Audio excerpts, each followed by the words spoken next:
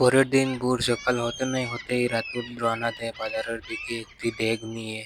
সে রাস্তায় যাওয়ার পর একটি দোকান দেখতে পায়। দোকানের মানুষের কথা বলছিল, সে সেখানে দাঁড়ায়। শুনেছে সুমন ভাই, কাল রাতে নাকি পুকুরের পাশ থেকে কান্নার আওয়াজ আসছিল। একেবারে বুক ফাটা কান্না। আমার ঘরে বেড়াতো পুকুরের দিকেই। আমি নিজের কানে শুনেছি। শুধু কি কান্না? আমি তো স্পষ্ট দেখলাম একটা সাদা ছায়া গাছের উপর থেকে পুকুরে ঝাঁপ দিল। আমার তো ভয়ে আত্মা শুকিয়ে গিয়েছিল। দৌড়ে বাড়ি ফিরে দরজায় খিল দিয়েছি। গ্রামের পরিস্থিতি ভালো না। শাকচুনির উপদ্রব দিন দিন বাড়ছে। সে শুধু রাতে নয়, দিনেও বের হচ্ছে। আমাদের পাপ আর লোভের কারণেই শাকচুন্নির ক্রোধ বাড়ছে। আমরা দিনের পর দিন আবর্জনা ফেলে পুকুরটা নোংরা করছি, তার ঘর অপবিত্র করছি। তাই সে প্রতিশোধ নিচ্ছে। আমি আর ফকির বাবা মিলে ঠিক করেছি, সামনের পূর্ণিমায় একটা বড় মহাভোগের আয়োজন করতে হবে। এর জন্য সবার ঘর থেকে চাঁদা তুলতে হবে।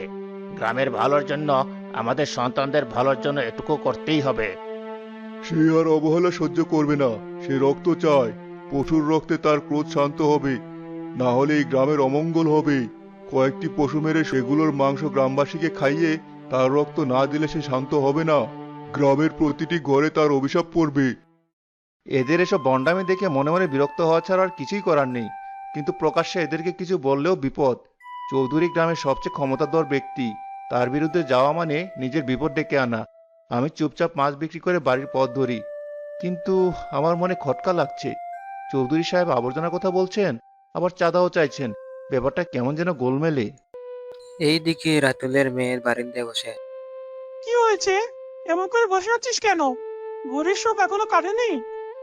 ভাইয়া, আমার কাঠের পাখিটা পাচ্ছি না।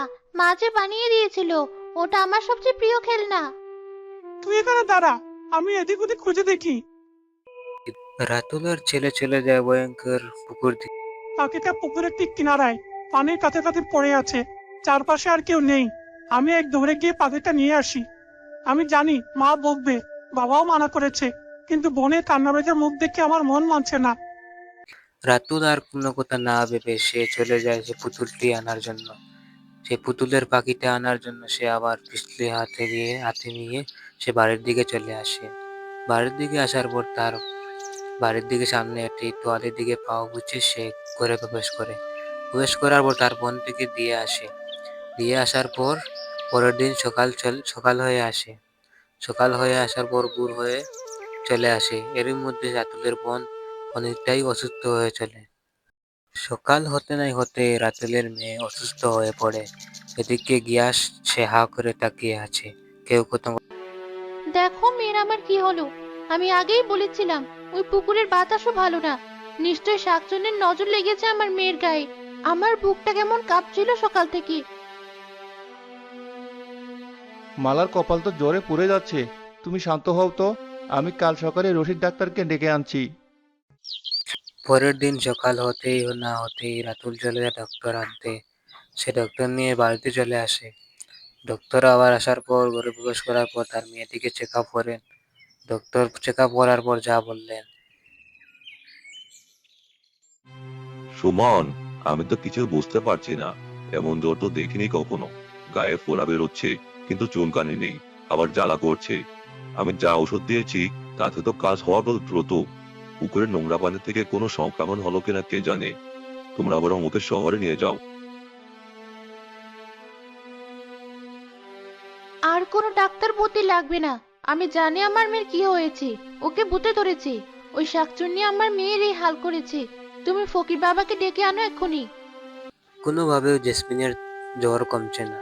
তাই জেসমিনের মাথায় পট্টি দেন। আর জেসমিনের বাবা চলে আসেন পীর বাবাকে নিয়ে। পীর বাবা যা বললেন ফুসফুস করে। পীর বাবা জাদুমন্ত্র করলেন। জাদুমন্ত্র করার পর যা বললেন, সর্বনাশ হয়ে গেছে। শাকচুন্নি ওর রক্ত চুষে খাচ্ছে। ওর আত্মাটাকে নিয়ে যেতে চাচ্ছে। এখনই একটা কালো ছাগল লাগবে, 10 কেজি মিষ্টি, লাল শালু কাপড় আর আমার পারিশ্রমিক বাবদ নগদ 500 টাকা। দেরি করলে মেয়েকে আর বাঁচানো যাবে না। আজ রাতেই সব জোগাড় করতে হবে। এত টাকা আমি কোথায় পাবো? জালে এখন মাছও তেমন পড়ে না। যা ছিল ডাক্তারের পিছনেই তো গেল। সেটা আমি জানি না। মেয়ের জীবন বড় নাকি টাকা বড়?